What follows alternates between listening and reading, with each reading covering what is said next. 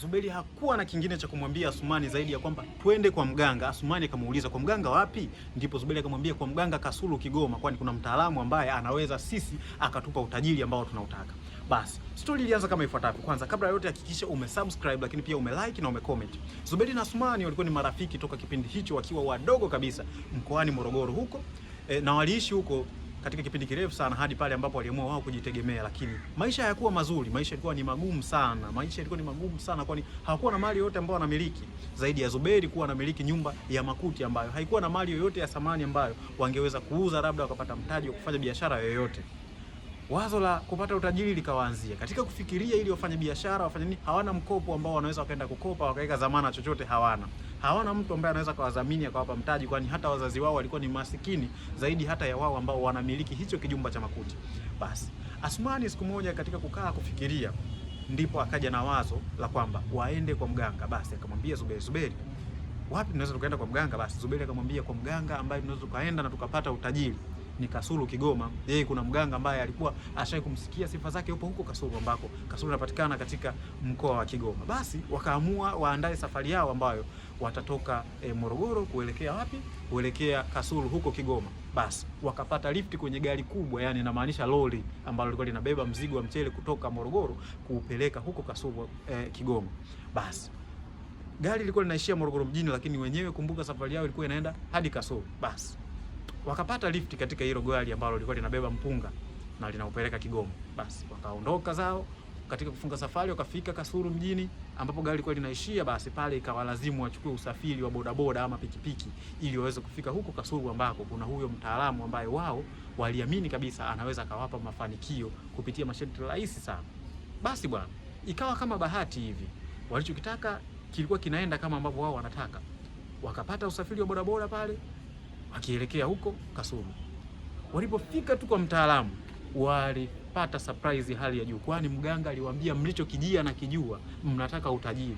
Na kwa vile mnataka utajiri, siku ya leo mliokuja ni siku mwafaka na ni siku sahihi kabisa katika utoaji wa utajiri, kwani ndio siku maalumu ambayo mizimu yake huwa inatoa utajiri, kwamba wao wamefika siku sahihi, ni watu wenye bahati na nyota yao itaenda kuwaka hivi si punde. Basi Zuberi na Asumani wakawa na shauku ya kupata huo utajiri, kwani walishaelezwa kwamba umefika siku sahihi ambayo wanaweza kupata huo utajiri. Basi ndipo akauliza, ni mambo yapi hayo tuyafanye mganga, ili tuweze kuwa na maisha mazuri, tuweze kuwa matajiri na sisi?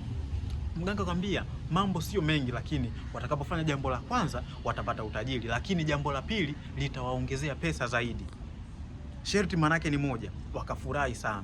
Wakaambiwa ni yapi hayo mtaalamu tunayahitaji? Basi mtaalamu kuna dawa aliwapa ya kwenda kuogea watakapofika nyumbani, lakini pia mtaalamu aliwasisitiza kwamba wakati wanarudi katika usafiri wao wa pikipiki, chochote ambacho watakiona njiani basi wakigonge na wasikiache.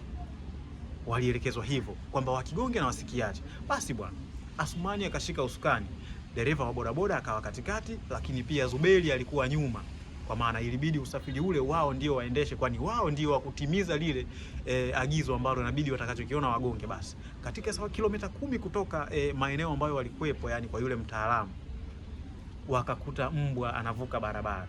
Wakakumbuka waliambiwa na mtaalamu, chochote ambacho kitakuwa kinavuka barabara basi wakigonge, kwani huo ndio utajiri. Watakuwa wamegonga na wameharibu nuksi, mikosi na mabalaa yote, na nyota safi itang'aa. Basi bwana, Zuberi alipoona vile akamwambia Asumani, gonga.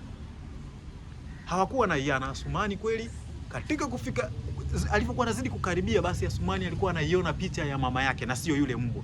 Ndipo Asumani akasita na akaamua kumkwepa yule mbwa. Alipomkwepa tu yule mbwa, walianguka papo hapo. Walipoanguka hamna aliyeumia, pikipiki haikuharibika wala hakuna chochote kibaya ambacho kimetokea.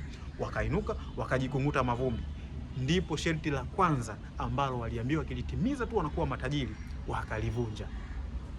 Hawakuogopa, kwani safari ilikuwa bado inaendelea. Wakainuka wakaulizana nani ana shida, wote walikuwa sahihi, wakajikunguta tu vumbi, kwani ni barabara za vumbi kule kwa kipindi hicho.